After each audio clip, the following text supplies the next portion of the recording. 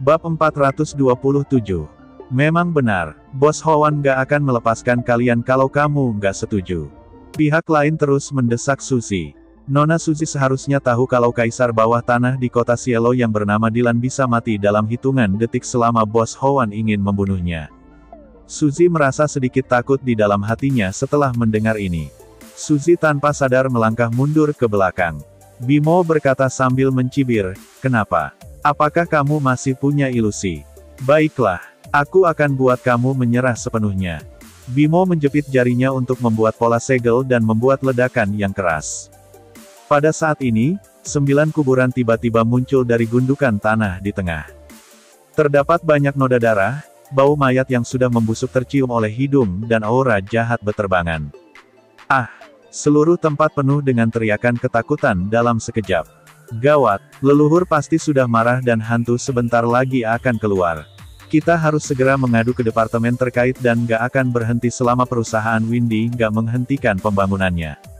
Bahkan tim teknik di lokasi konstruksi merasa sangat ketakutan sampai pori-pori mereka terluka.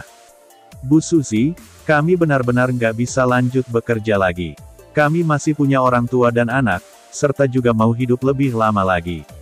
Suzy merasa sangat tertekan dan tidak berdaya dalam sekejap. Deon, bicaralah. Kamu adalah manajer umum perusahaan ini dan gak mungkin suruh aku yang menanggung semuanya, kan? Suzy tidak memiliki pilihan lain selain melampiaskan amarahnya pada Deon karena merasa frustrasi. Siapa sangka Deon sudah berdiri di depan 9 kuburan begitu Suzy menoleh.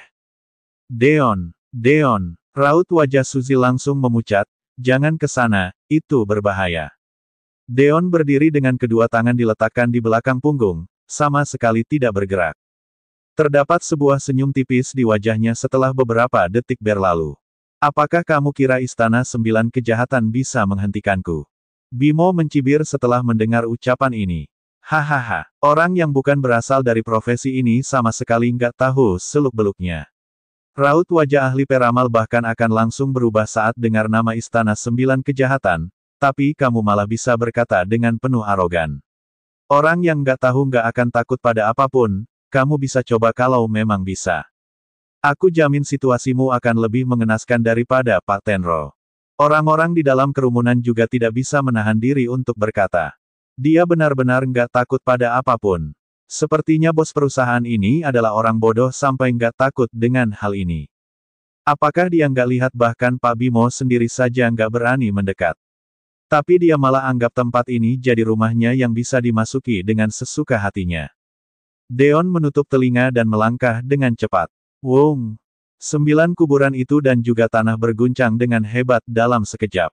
Suzy ketakutan sampai tubuhnya bergetar dan tidak berani membuka matanya. Dia percaya bahwa Deon sama sekali tidak terkalahkan jika bertarung dengan manusia. Hanya saja ini adalah hantu. Bagaimana mungkin mereka bisa menghentikan kekuatan misterius yang terpisah dari dunia manusia? Deon seperti sedang berada di dalam neraka tingkat 18 dalam sekejap. Kerangka hantu liar yang tak terhitung jumlahnya tersebar di seluruh pegunungan dan bergegas menerjang ke arah Deon. Mereka terlihat seperti akan memakan Deon sampai tidak ada yang tersisa. Deon dengan perlahan membuka mulutnya, "Pergi." Wong! Seluruh neraka terbalik dan hancur dalam sekejap. Para hantu tidak menyangka akan terjadi hal seperti ini, mereka segera balik arah dengan ketakutan. Hanya saja, terdapat lautan darah di belakang mereka yang keluar dari tubuh Deon dan langsung melahap mereka dalam satu tarikan napas. "Apakah kamu nggak tahu namaku adalah Raja Gangster? Beraninya kalian bersikap begitu arogan." Deon berteriak dengan keras dan neraka di bawah kakinya mulai runtuh. Pasukan hantu dimusnahkan dan dunia hancur. Deon kembali ke dunia manusia setelah 2 detik berlalu. Terlihat bahwa 9 kuburan menghilang dengan kecepatan yang bisa dilihat oleh mata telanjang. Dagu Bimo terbuka dengan lebar saat melihat ini. Dia bisa dengan selamat keluar dari Istana Raja 9. Bagaimana mungkin? Bab 428.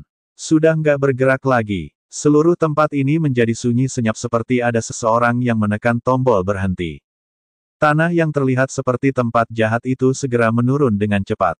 Pada saat ini, bagian permukaan yang pada awalnya gosong dan mengeluarkan bau kembali menjadi seperti biasa. Sungguh ajaib, Suzy berkata dengan terkejut, sudah selesai, semuanya sudah membaik. Aku mau lihat siapa yang masih berani bilang tanah kami adalah tanah jahat. Semua keinginan Hoan akan hancur sia-sia selama mereka bisa mempertahankan tanah ini. Bimo sangat terkejut sampai mengeluarkan keringat dingin dan berkata sambil menunjuk Deon.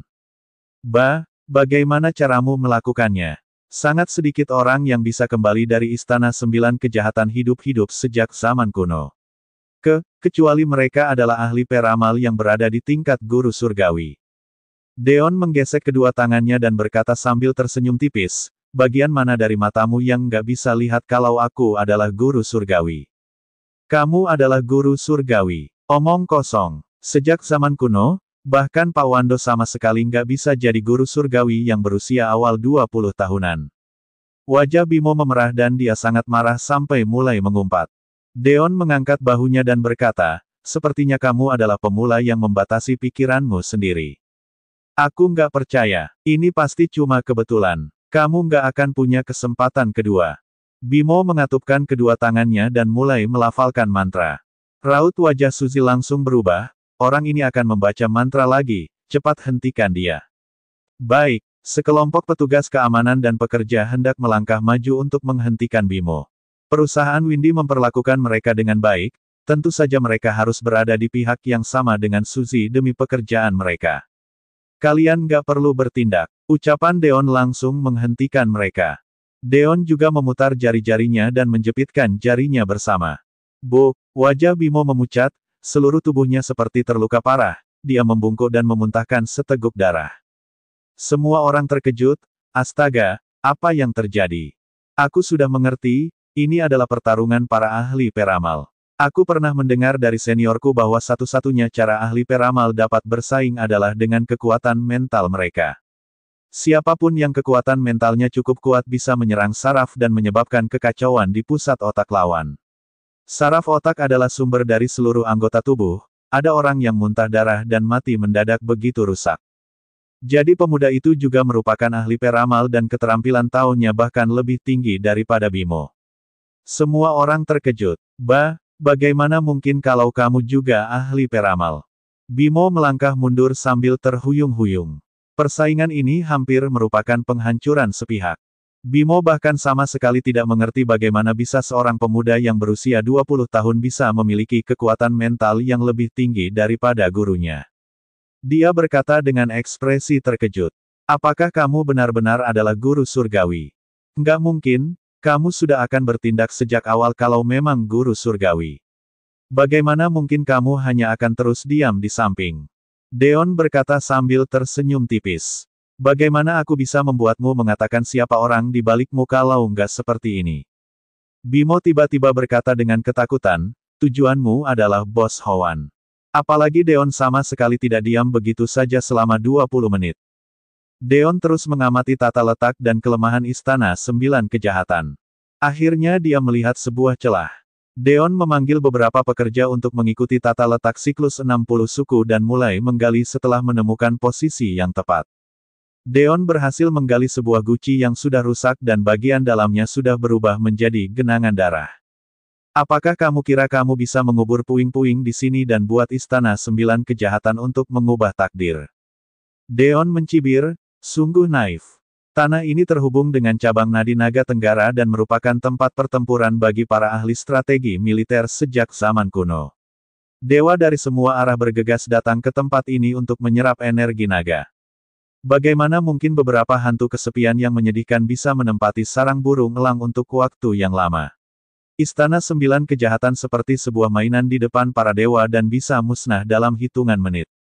Ucapan ini bukan diucapkan untuk Bimo. Hanya saja Deon mengatakan ini untuk semua orang.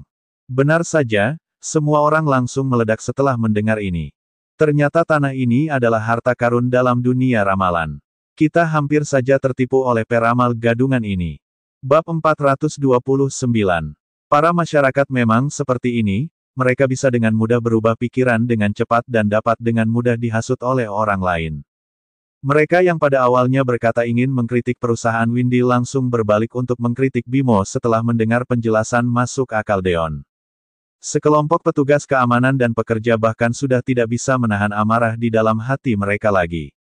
Mereka segera memukul dan menamparkan wajah Bimo. Dasar peramal sialan. Kamu buat masalah sampai begitu besar. Suzy berjalan ke sisi Deon dan berkata dengan kesal sambil menggandeng lengannya. Ternyata kamu punya cara untuk menghadapi Bimo. Kamu bukannya bilang, tapi malah buat aku hampir merasa frustrasi tadi.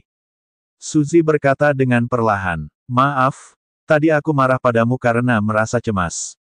Deon berkata sambil tersenyum. Nggak masalah. Bagaimana mungkin aku nggak mengenal wanitaku? Kamu bisa memukulku dengan sesuka hatimu kalau suasana hatimu lagi buruk, selama kamu senang. Suzy berkata dengan malu dan manja, bagaimana mungkin aku tega? Dia tidak lupa untuk bersandar di dalam pelukan Deon setelah mengatakan ini. Ekspresi beberapa asisten yang berada di belakang mereka terlihat rumit. Bagaimana mungkin mereka yang merupakan orang lajang bisa diam saja saat melihat orang lain memamerkan kemesraan mereka di tempat umum, hanya saja orang itu adalah atasan mereka. Deon dengan lembut menjauhkan Suzy dan berkata sambil mencubit hidungnya. Sudahlah, kamu pergi tenangkan orang-orang dulu dan kasih tahu kebijakan perusahaan kita pada mereka agar pendirian mereka nggak berubah lagi. Baik, mandi dan tunggu aku malam ini. Suzy berkata sambil tersenyum lebar dan tidak lupa untuk mencubit paha Deon. Deon terkejut pada saat ini. Sekelompok orang yang berada di belakang juga tercengang, ucapan macam apa ini? Bisakah kalian mengendalikan diri kalian? Deon berjalan ke arah Bimo yang sedang dikelilingi oleh orang-orang dan berkata. Sudahlah, jangan sampai dia mati di lokasi konstruksi yang akan membawa kesialan.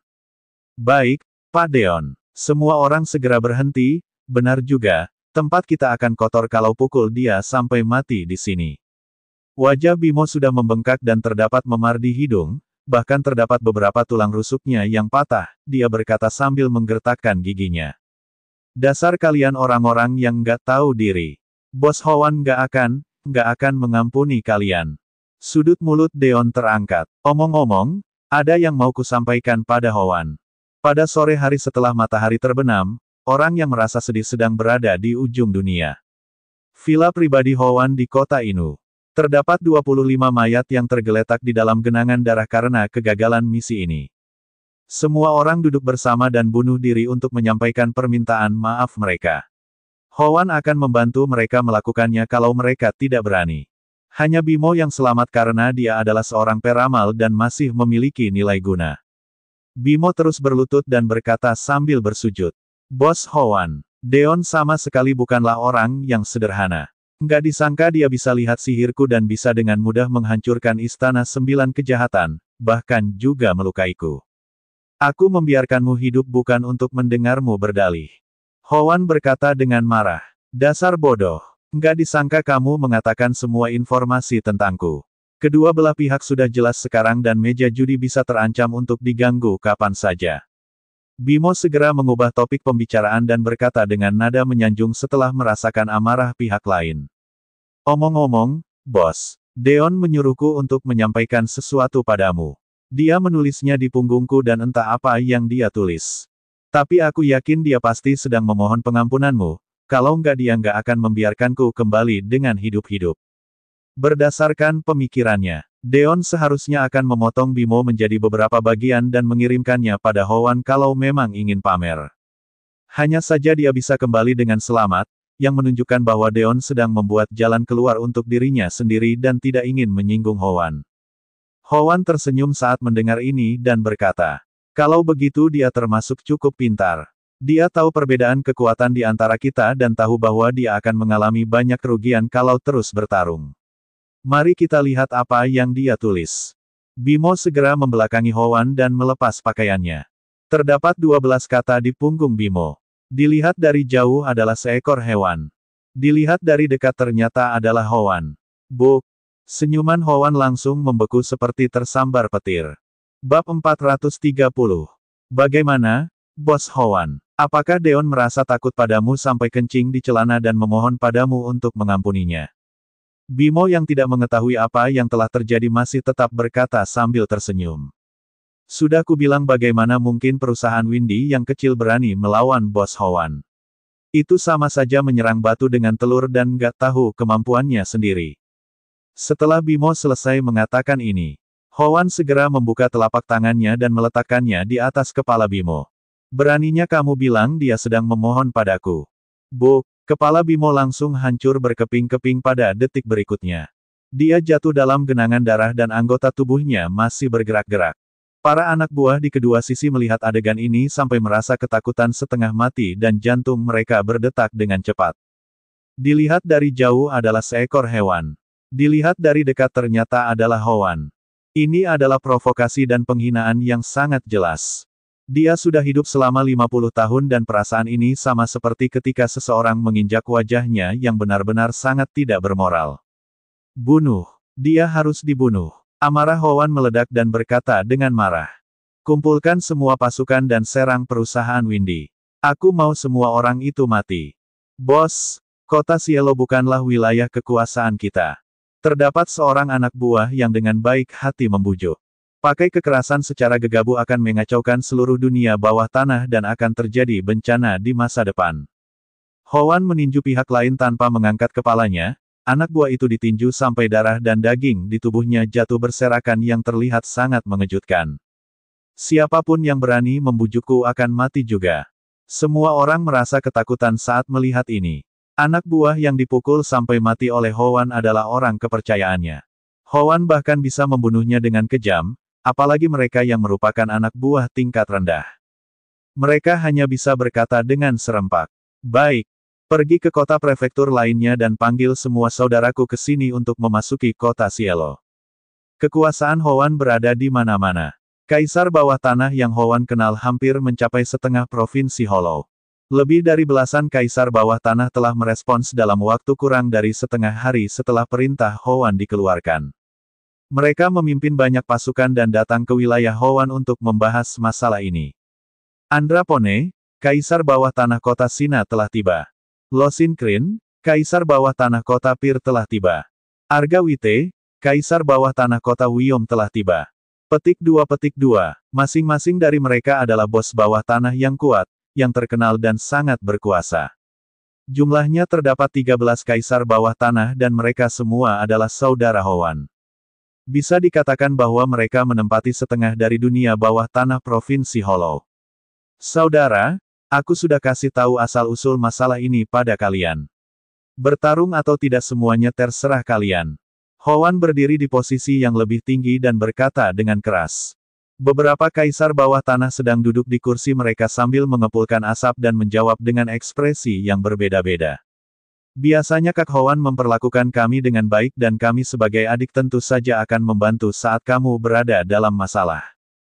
Jumlah dari belasan pasukan kaisar bawah tanah mencapai setidaknya 100.000 orang. Bahkan tim penegak hukum dan tentara juga nggak berani melakukan apapun kalau mereka datang. Tapi, sebaiknya kita diskusikan dulu sebelum bertindak bagaimana kita akan membagi kota Cielo setelah berhasil ditaklukkan agar nggak saling bunuh lagi. Masalah keuntungan adalah kunci utama yang menghubungkan aliansi kaisar bawah tanah ini. Hoan menatap sekeliling dan tersenyum lebar. Aku tahu maksud kalian. Nggak usah khawatir. Aku akan memimpin penyerangan ke kota Cielo kali ini dan menjamin nggak mau rampasan perang itu dan semuanya bisa untuk kalian. Bersambung.